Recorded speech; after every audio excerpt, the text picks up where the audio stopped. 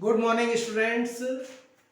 Twelfth mathematics इन definite integral के अनुप्रयोग, निश्चित समाकलन के अनुप्रयोग के इस चैप्टर में आज एक बहुत महत्वपूर्ण विषय को हम लेने वाले हैं। हम लोग जानते हैं कि जैसे रेगुलर शेप्स ज्यामिति के अंदर हम देखते हैं कि त्रिभुज है, चतुर्भुज हुआ या समचतुर्भुज हुआ, आयत हुआ, समांतर चतुर्भुज हुआ। इस प्रकार की जो रेगुलर शेप होती हैं, जो नियमित आकृतियां होती हैं, उनके क्षेत्रफल ज्ञात करने के लिए हमारे पास प्रॉपर फॉर्मूले होते हैं और बहुत आसानी से हम उनके क्षेत्रफल ज्ञात कर पाते हैं। लेकिन जब बात वक्रों से आबद्ध क्षेत्र की होती है तो फिर एक थोड़ी समस्या का सामना हमें करना पड़ता है और उसी कठिनाई का हल हमें देता है निश्चित समाकलन या डेफिनेट इंटीग्रल। तो आज हम ये चैप्टर पढ़ने वाले हैं डेफिनेट इंटीग्रल का वक्रों से घिरे क्षेत्र या वक्रों से आबद्ध बाउंडेड बाय कर्व क्षेत्र का क्षेत्रफल ज्ञात कैसे किया जाए। उन प्रश्नों को आज हम समझने वाले हैं। थोड़ा सा हम बेसिक कॉन्सेप्ट की ओर जाते हैं कि वक्रों से घिरे क्षेत्र का क्षेत्रफल एक्चुअली होता क्या है। तो मान लीजिए थोड़ी देर के लिए हम देखें कि यह कोई वक्र है, CD कोई वक्र है और यह वक्र कौन सा है, FX कोई वक्र है। जाहिर है जब हम इसको कार्टेशियन प्लेन पर लेते हैं इस प्रकार से, ये x है, ये x डैश है, ये y है और ये y डैश है। वक्र CD और x अक्ष तथा कोटियां x is equal to a और x is equal to b, ये दो कोटियां हैं। x is equal to a और x is equal to b से घिरे क्षेत्र का क्षेत्रफल हम ज्ञात करना चाहते हैं। अब यह बहुत कुछ क्लियर हो चुका है कि ये वक्र है, ये x अक्ष है और दो कोटियां हैं x is equal to a और x is equal to b, और इन दोनों कोटियों से और इस वक्र तथा x अक्ष से घिरे क्षेत्र, एक बाउंडेड रीजन जो है उसका क्षेत्रफल हम ज्ञात करना चाहते हैं। उसका क्या तरीका होगा? तो इसका सबसे इजीएस्ट जो सरलतम तरीका ये है कि हम इस पूरे क्षेत्र को AB DC जो क्षेत्र है इसे dx चौड़ाई की पट्टियों से मिला हुआ बना हुआ मान सकते हैं। dx चौड़ाई की पट्टियां हैं और इनकी जो ऊंचाई है वो y है। dx चौड़ाई की पट्टियां तथा y उसकी ऊंचाई है से मिलकर बना हुआ हम इसको मान सकते हैं। तो जाहिर है हमें पहले इस एक स्ट्रिप का क्षेत्रफल ज्ञात करना होगा और एक स्ट्रिप का क्षेत्रफल ज्ञात करने के बाद हम इसे इंटीग्रेट करते हैं a से b तक, या हम ये मान के चले कि छोटी छोटी dx चौड़ाई की पट्टियों से मिलकर चूंकि ये क्षेत्रफल बना हुआ है, इसलिए उन सभी पट्टियों के क्षेत्रफल का योग जब हम ज्ञात कर लेते हैं तो हमें इस पूरे क्षेत्र का क्षेत्रफल प्राप्त हो जाएगा। अर्थात a की जो वैल्यू होगी इसका जो पट्टी का, अब जो ये पट्टी का जो है ये आर्बिट्री स्ट्रिप है, स्वेच्छ पट्टिका है। इस पट्टिका को हम क्या कहेंगे?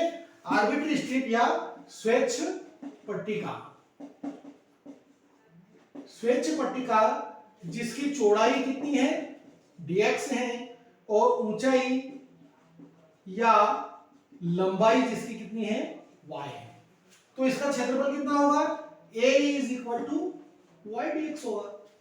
ये लंबाई है और ये चौड़ाई है। चूंकि रेक्टेंगल शेप में है तो लेंथ इनटू विड्थ, लंबाई गुणित चौड़ाई, तो a इज इक्वल टू कितना हो जाएगा? y dx। क्षेत्रफल बराबर लंबाई गुणित चौड़ाई। अब हमें इसका क्षेत्रफल ज्ञात करना है तो I is equal to integration a to b dA।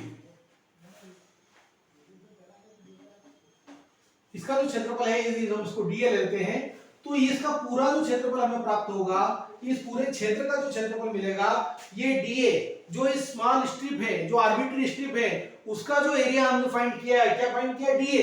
और dA को हम स्मॉल a से लेकर b तक इंटीग्रेट करते हैं तो हमें उस वक्र का, जो वक्र x अक्ष तथा कोटियां x is equal to a और x is equal to b से बाउंडेड है, से परिबद्ध क्षेत्र है, का क्षेत्रफल हम आसानी से ज्ञात कर पाते हैं। तो a is equal to integration a to b dA की वैल्यू क्या होगी y dx। और जब इसको हम कैलकुलेट करते हैं, फाइंड करते हैं, तो a to b y dx की जो वैल्यू हमें प्राप्त होगी वही इस क्षेत्र का क्षेत्रफल होगा। ये फंडामेंटल लॉ है, या हम ये कहें ये इसकी जो है बेसिक कॉन्सेप्ट है। अब मान लीजिए ये x अक्ष के अनुदिश वक्र था, हो सकता है वक्र y अक्ष के अनुदिश हो, तो वैसी परिस्थिति में क्या होगा देख लीजिए, उसे भी हम थोड़ा सा समझ लेते हैं।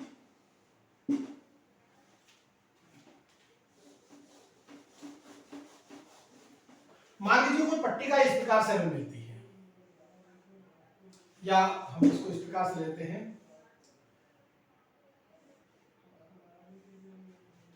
और ये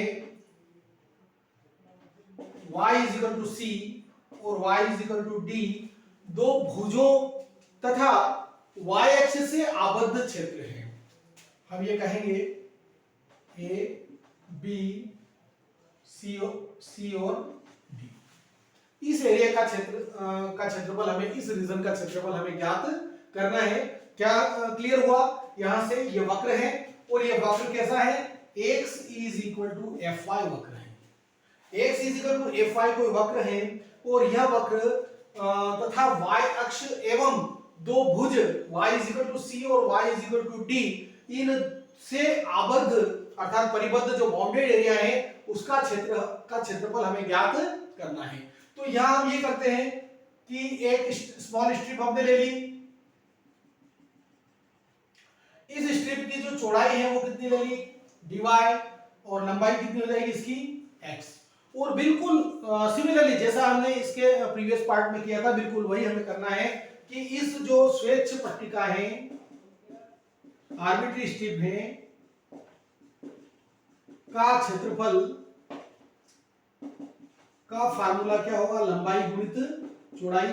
अब देखिए इसकी लंबाई कितनी होगी x होगी, चौड़ाई कितनी होगी dy होगी, तो ये इस आर्बिट्री स्ट्रिप का क्षेत्रफल हमें मिला। अब यहां पुनः चूंकि इस पूरे क्षेत्र को हम इस आर्बिट्री स्ट्रिप, कई आर्बिट्री स्ट्रिप जो कई सारी जो स्वेच्छ पट्टिकाएं हैं उनसे मिलकर बना हुआ माना जा सकता है, जब हम सभी के क्षेत्रफलों का योग करते हैं तो हमें इस बाउंडेड एरिया, इस क्षेत्र का क्षेत्रफल प्राप्त हो जाता है। तो हमें उसके क्षेत्रफल फाइंड करने के लिए क्या करना होगा, i इज इक्वल टू कहां से कहां तक इंटीग्रेट करेंगे हम, c से लेकर d तक, तो c टू d x dy। ये हमें इस वक्र तथा भुजों y is equal to c, y is equal to d एवं y अक्ष से आबद्ध क्षेत्र का क्षेत्रफल हमें प्राप्त होगा यदि हम x dy समाकल्य को c से d तक इंटीग्रेट करते हैं। ये इसकी बेसिक कॉन्सेप्ट हुई।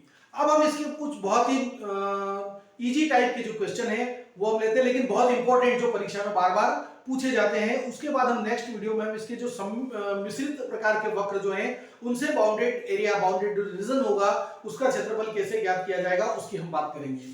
तो अब हम चलते हैं, बहुत इंपॉर्टेंट क्वेश्चन है।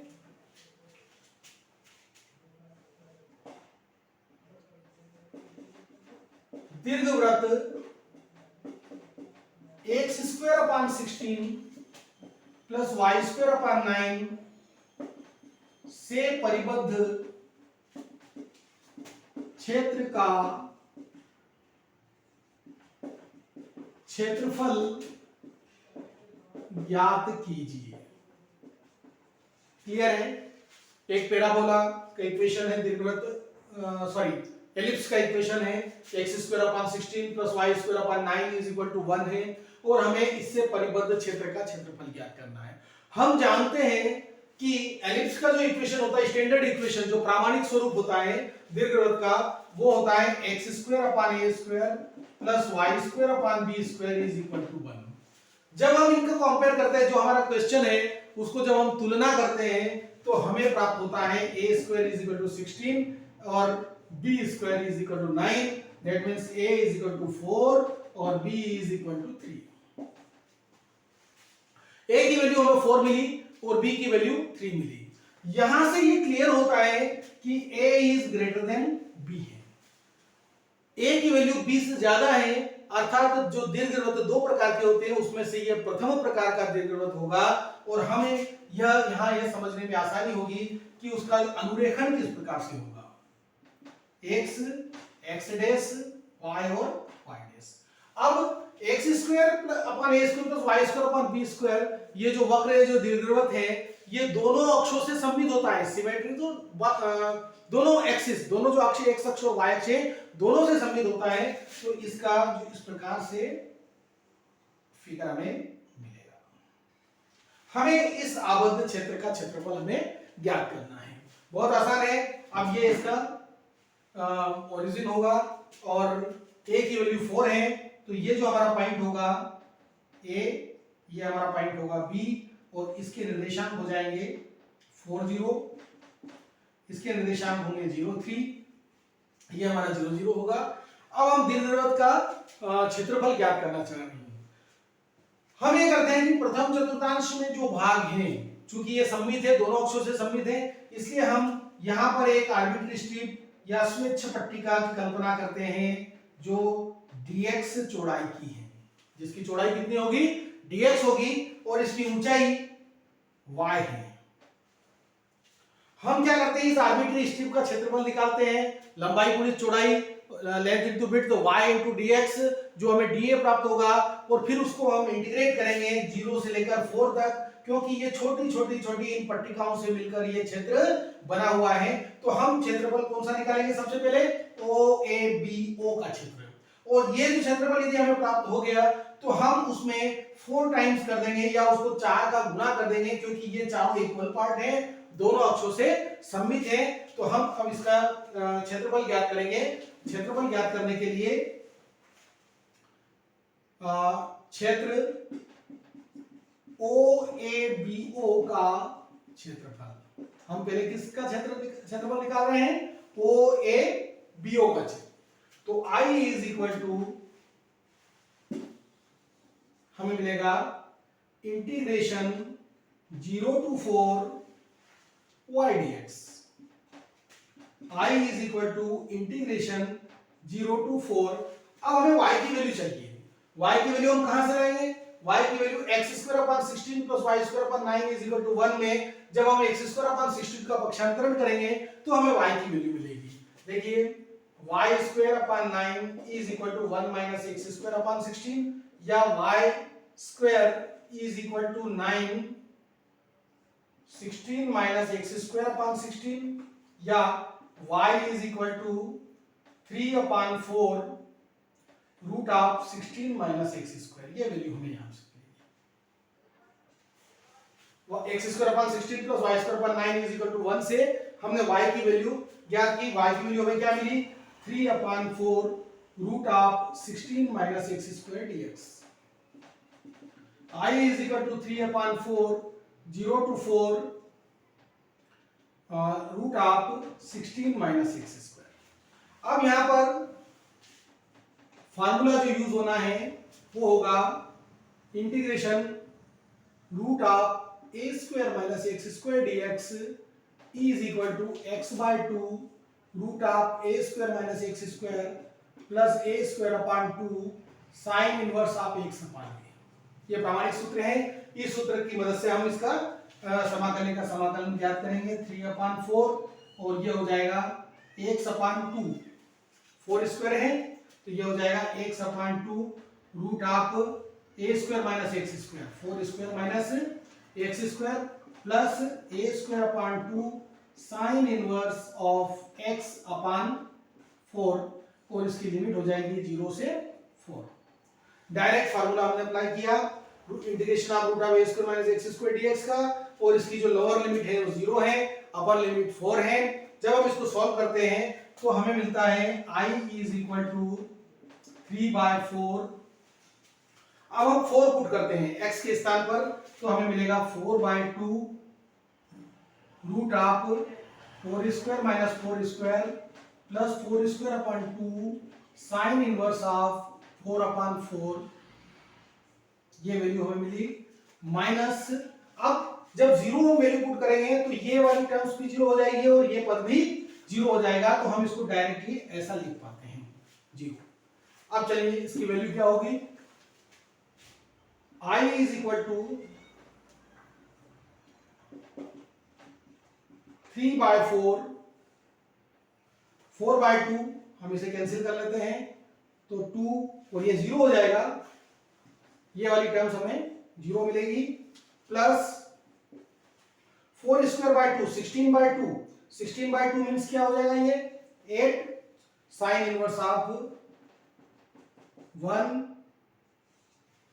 I is equal to 3/4, 8 into sine inverse of 1, ये इसकी वैल्यू क्या होगी, 1 किस साइन की वैल्यू होती है, π/2 की वैल्यू होती है, तो ये हो जाएगा 4 2 जा 8, तो I इज इक्वल टू हमें मिलेगा